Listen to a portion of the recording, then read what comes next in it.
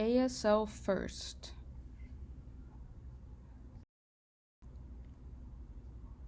This presentation is made to support deaf children for their rights to accessible communication, a healthy identity formation, and a supportive cultural community.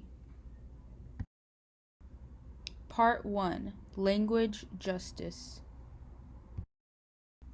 Language Justice. Background.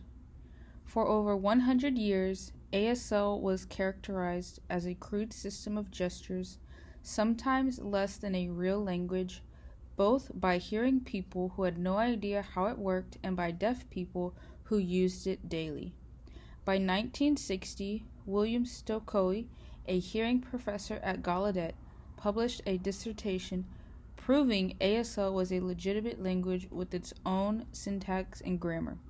Acceptance of ASL as a language was a fundamental first step in preventing language deprivation. This is an important recognition because language needs to be presented at birth in order to grasp critical language skills.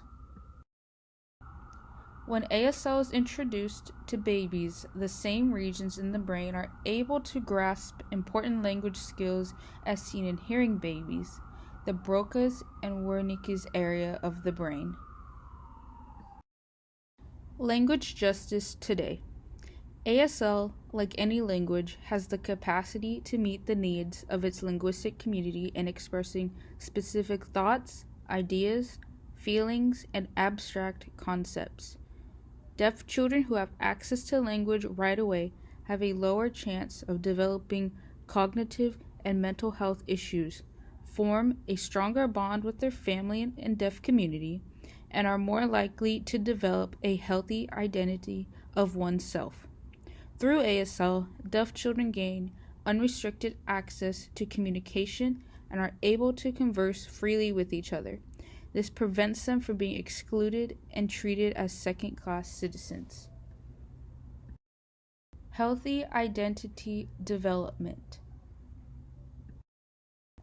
Background. 90% of deaf children are born to hearing parents. Likewise, 90% of parents to deaf children have no prior experience with deaf people. Because of a lack of information and understanding, many parents often grieve for their children. Some common alternatives recommended by medical professionals are cochlear implant surgery, speech therapy, and an LSL, or listening and spoken language approach. These approaches not only hinder a child's language development, but also put their development of a healthy self-identity at risk. Healthy identity development today. Achieving a positive identity as a deaf person often requires a long and difficult journey because of the ignorance of many hearing parents and hearing professionals who work with them. Deaf people perceive themselves as a linguistic minority rather than disabled, and contrary to the belief of hearing people, see their outlook on life as a glass half full or even overflowing, not half empty. A deaf person with a healthy sense of self have come to terms with being deaf, have full autonomy, and as a result can live fulfilled lives. A healthy sense of identity can be achieved through access to ASL and enculturation in the deaf community with others who validate their deaf existence.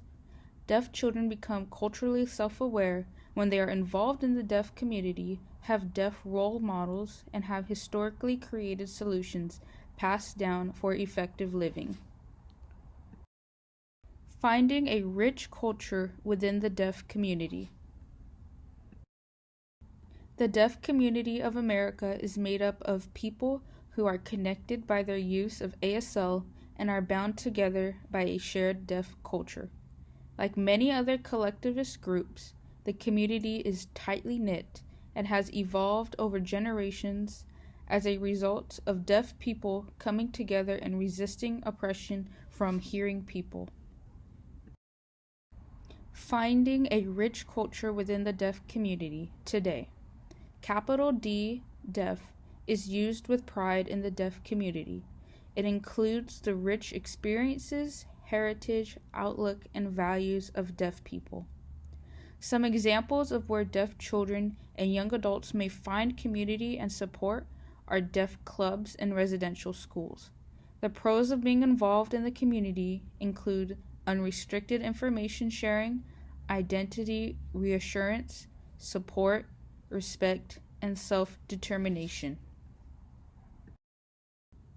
People who associate with lowercase d deaf may perceive deafness as a hearing impairment, not use sign language as a primary way of communication, and integrate themselves predominantly with the hearing community.